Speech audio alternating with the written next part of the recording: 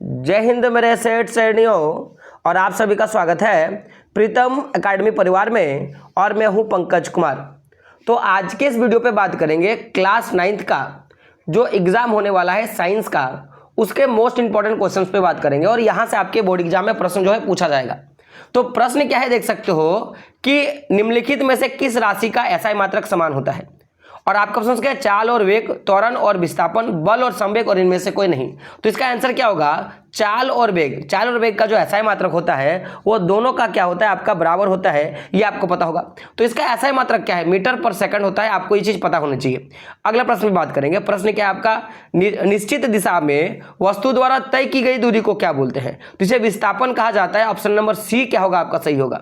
अगला प्रश्न है वेग का एसआई मात्रक बताना। ये जो वेग होता है उसका एसआई मात्रक क्या है, तो वेग का एसआई मात्रक होता है मीटर पर सेकंड, यानी कि ऑप्शन नंबर डी क्या होगा आपका सही हो जाएगा। आगे बढ़ते और 4 नंबर का प्रश्न है आपका, देख सकते हो क्या आपका, स्वचालित वाहनों में एक यंत्र लगा होता है जो उसके द्वारा तय की गई दूरी को प्रदर्शित करता है, यानी कि दूरी को मापने के लिए कौन सा यंत्र वाहनों में लगाया जाता है, सीधा सा प्रश्न है आपका। ऑप्शन क्या है, ओडोमीटर, स्पीडोमीटर, थर्मोमीटर, इनमें से कोई नहीं। तो 4 का आंसर क्या हो जाएगा आपका, क्या हो जाएगा ऑप्शन नंबर 1 ओडोमीटर। क्या हो जाएगा, ओडोमीटर। ऑप्शन नंबर 1 क्या होगा सही होगा। अगला प्रश्न है आपका 5 नंबर का, यदि पिंड का द्रव्यमान दुगुना कर दिया जाए और उसका वेग आधा हो जाए तो पिंड का रेखिक संवेग आपको बताना है। तो पिंड का जो रेखिक संवेग होगा ना वो क्या रहेगा, देखिए अगर यहाँ पे जो वेग रहेगा ना एकदम उसी तरह रहेगा तो क्या होगा आपका, एकदम वही रहेगा। यानी कि पिंड का द्रव्यमान अगर दुगुना कर देते हैं और वेग अगर आधा हो जाएगा तो रेखिक संवेग क्या होगा, तो संवेग जो था पिंड का वस्तु का वही रहेगा। तो ऑप्शन नंबर डी क्या होगा आपका, ऑप्शन नंबर बी क्या होगा सही होगा। अगला प्रश्न है, यदि दो वस्तु ए और बी के द्रव्यमान क्रमशः 6 kg और 34 kg हो तो क्या होगा, ए का जड़त्व बी के जड़त्व से अधिक होगा, बी का जड़त्व ए के जड़त्व से अधिक होगा, ए का जड़त्व और बी का जड़त्व बराबर होगा और ए तथा बी का जड़त्व क्या होगा, शून्य होगा। तो 6 का आंसर क्या होगा ऑप्शन नंबर 2। यहां पे गौर कीजिएगा कि बी का जो जड़त्व होगा वो ए के जड़त्व से ज्यादा होगा, यानी कि भार ज्यादा होगा तो जड़त्व भी ज्यादा होगा, आपको पता होगा। तो ऑप्शन नंबर बी क्या होगा आपका सही होगा। आगे बढ़ते हैं। प्रश्न आपका, न्यूटन के किस नियम को जड़त्व का नियम कहा जाता है। न्यूटन के किस नियम को जड़त्व का नियम कहा जाता है। तो आपको पता होगा न्यूटन का जो प्रथम गति का नियम होता है इसे न्यूटन का प्रथम गति नियम और जड़त्व का नियम भी कहा जाता है। तो ऑप्शन नंबर ए क्या होगा सही होगा। आगे बढ़ते हैं। प्रश्न आपका, रॉकेट किस सिद्धांत पर कार्य करता है। रॉकेट जो है आपका किस सिद्धांत पर कार्य करता है, तो ये आपको पता होगा संवेग संरक्षण के सिद्धांत पर काम करता है। ऑप्शन नंबर सी क्या होगा सही होगा। तो देख सकते हो अगला प्रश्न क्या है कि 60 kg द्रव्यमान के किसी मनुष्य का भार चंद्रमा पर क्या होगा, और देख सकते हो यहाँ पे जी का मान दिया हुआ है। तो आपको पता होगा इसका आपको आंसर हमेशा रट लेना है। अगर ये प्रश्न आएगा तो सीधा का सीधा क्या होगा आपका 100 न्यूटन आपका इसका आंसर होगा। ये बात आपको पता और याद होनी चाहिए और आपने ये बनाना भी आपने सीखा ही होगा। अगला प्रश्न है आपका, यदि दो वस्तुओं के बीच की दूरी को आधा कर दिया जाए तो उसके बीच गुरुत्वाकर्षण बल पर गुरुत्वाकर्षण क्या होगा, गुरुत्वाकर्षण में क्या बदला होगा।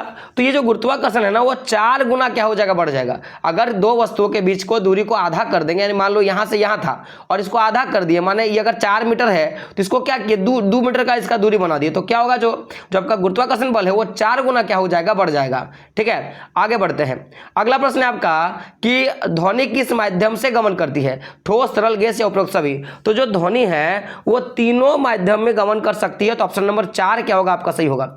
आगे बढ़ते हैं। प्रश्न आपका, वायु में ध्वनि तरंगे निम्न में से किसका उदाहरण है। ये जो वायु में जो ध्वनि तरंगे होते हैं वो किसका उदाहरण है, तो आंसर क्या हो जाएगा, अनुदैर्ध्य तरंग। ऑप्शन नंबर 1 क्या होगा आपका सही होगा। अगला प्रश्न है, मानव श्रवण की श्रव प्रासरक की ऊपरी आवृत्ति सीमा लगभग कितनी होती है, यानी कि सबसे ऊपरी वाला बोल रहा है, यानी कि सबसे ज्यादा जो है आपका देख सकते हो मानव श्रव, यानी कि जो मानव जो सुन सकता है ना, तो जो प्रासरक जो तरंग होती हैं वो कितने जो है आवृत्ति तक जो है आपका सुन सकता है। तो देखो आपको चीज पता होगा कि कितना जो है आपका सबसे जो पूछा गया ऊपरी पूछा गया है, तो इसका क्या होगा जो है आपका ऑप्शन नंबर 1 क्या होगा आपका सही हो जाएगा। अगला प्रश्न है आपका, दो विभिन्न वस्तुओं के कण का स्वतः मिलना क्या कहलाता है। जब दो वस्तुओं के कण अपने आपस में मिल जाता है तो उन्हें क्या बोलेंगे, तो उन्हें हम लोग क्या बोलते हैं, उसको बोलते हैं विसरण। क्या बोलेंगे, विसरण। ऑप्शन नंबर ए क्या होगा, ऑप्शन नंबर बी क्या होगा आपका सही होगा।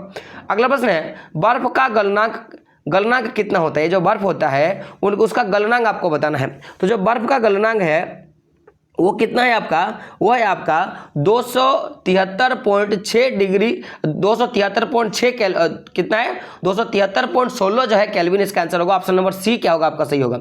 आगे बढ़ते प्रश्न आपका, निम्नलिखित में से किसे सबसे अधिक संपीड़ित किया जा सकता है, यानी सबसे ज्यादा संपीड़ितता किसमें पाया जाएगा, नमक में, तेल में, हाइड्रोजन में या जल में।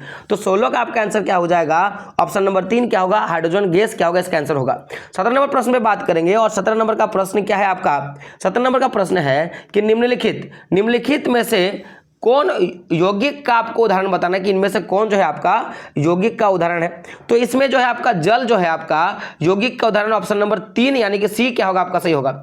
अगला प्रश्न है पीतल किस धातु का मिश्रण है, पीतल जो है आपका किस धातु का मिश्रण है। तो ये जिंक और कॉपर का, किसका, जिंक और कॉपर का, यानी कि ZnCu, इसका आंसर होगा ऑप्शन नंबर 1 क्या होगा सही होगा। अगला प्रश्न, निम्नलिखित में से कौन रासायनिक परिवर्तन का उदाहरण है, इसमें से रासायनिक परिवर्तन का उदाहरण बताना था। जल का बर्फ में बदलना, भोजन का पचना, मोमबत्ती का पिघलना, लोहे के चूर्ण को बालू में मिलाना। तो जो अगर बात किया जाए रासायनिक परिवर्तन का, तो जो है आपका भोजन का पचना, ये आपका क्या है, आपका रासायनिक परिवर्तन है, ऑप्शन नंबर 2 या बी क्या होगा सही होगा। सोडियम ऑक्साइड का सूत्र बताना है कि सोडियम ऑक्साइड का सूत्र क्या होगा। तो सोडियम ऑक्साइड का सूत्र क्या होगा आपका, ऑप्शन नंबर बी यानी कि Na2O क्या होगा, इसका सही आंसर होगा। अगला प्रश्न है 26 ग्राम जल के कितने मोल मौजूद होते हैं। तो 26 ग्राम जल में जल के कितने मोल होते हैं, तो 2 मोल मौजूद होते हैं, ऑप्शन नंबर 2 क्या होगा सही होगा। अगला प्रश्न है C2H2 मोलर द्रव्यमान क्या है। ये जो C2H2 जो है, या इसका मोलर द्रव्यमान क्या होगा, इसका मोलर द्रव्यमान कितना होगा, 26 हो जाएगा, आपने पढ़ा होगा। आगे बात करते हैं। अगला प्रश्न है इलेक्ट्रॉन की खोज किसने किया था, इलेक्ट्रॉन का खोज किसने किया था। तो आपको पता होगा J.J. थॉमसन क्या होगा, इसका आंसर हो जाएगा ऑप्शन नंबर 2 क्या होगा आपका सही होगा। अगले प्रश्न में बात करेंगे। प्रश्न है आपका, देख सकते हो कि एक तत्व में 11 इलेक्ट्रॉन है तथा 12 न्यूट्रॉन है, तो उस तत्व का परमाणु संख्या बताने कि उसका परमाणु संख्या कितना होगा। तो आपको पता होगा इलेक्ट्रॉनों की संख्या जो होती है, परमाणु जितना इलेक्ट्रॉन का संख्या होगा उतना ही उसकी परमाणु संख्या होता है। तो आंसर क्या होगा, ऑप्शन नंबर 1 11 क्या होगा आपका सही हो जाएगा, ऑप्शन नंबर 1 क्या होगा आपका सही हो जाएगा। बात करते आगे। तो अगला प्रश्न क्या है आपका, प्रश्न पे आगे बढ़ते हैं। प्रश्न आपका किस तत्व का, प्रश्न क्या है आपका, किस तत्व के समान समस्थानिक में निम्न में से कौन और परमाणु का समान नहीं होगा। तो कौन सा ऐसा जो है जिसका समस्थानिक जो होगा वो परमाणु के समान नहीं होगा। तो 25 का आपका आंसर क्या हो जाएगा, आपका हो जाएगा न्यूट्रॉन। तो देखिएगा अभी हम लोगों ने देखा था कि जो इलेक्ट्रॉन की संख्या होती है वही जो है आपका परमाणु की संख्या होती है, लेकिन कभी भी जो है आपका यहाँ पे देख सकते हो वही प्रश्न पूछ दिया कि समस्थानिक जो होगा वो परमाणु की संख्या के समान नहीं होगा। तो न्यूट्रॉन जो की संख्या के वो समान नहीं होता। अगला प्रश्न आपका, निम्नलिखित में से कौन एक कोशिक जीव का उदाहरण है। तो ऑप्शन क्या है, गेहूं, चिड़िया, अमीबा और प्याज। तो क्या होगा, अमीबा जो है आपका एक कोशिक जीव है, तो ऑप्शन नंबर सी क्या होगा सही होगा। अगला क्या है, लाइसोसोम का निर्माण कौन करता है, लाइसोसोम का जो है निर्माण कौन करता है। तो जो गोल्जी उपकरण होता है ये क्या करता है, लाइसोसोम का निर्माण करता है, ऑप्शन नंबर सी क्या होगा आपका सही होगा। अगला प्रश्न है आपका, कोशिका झिल्ली के आर पर पदार्थों का आना जाना किस प्रक्रिया के द्वारा होता है। तो ये जो आपका कोई भी पदार्थों का जो आर पार हो जाता है ये किसके द्वारा होता है, तो अवशोषण के द्वारा, विसरण के द्वारा, प्रासरण के द्वारा, संवहन के द्वारा। तो ये विसरण के द्वारा होता है, ऑप्शन नंबर बी क्या होगा आपका सही हो जाएगा, ऑप्शन नंबर बी क्या होगा आपका सही हो जाएगा। आगे बढ़ते हैं। अगला प्रश्न है आपका, पौधों के शीर्ष पर कौन सा उत्तक पाया जाता है। जो पौधे के शीर्ष उसमें कौन सा उत्तक पाया जाता है। तो पौधों के जो शीर्ष होते हैं उनमें आपको विभाज्य उत्तक मिलेगा, ऑप्शन नंबर ए क्या होगा आपका सही होगा।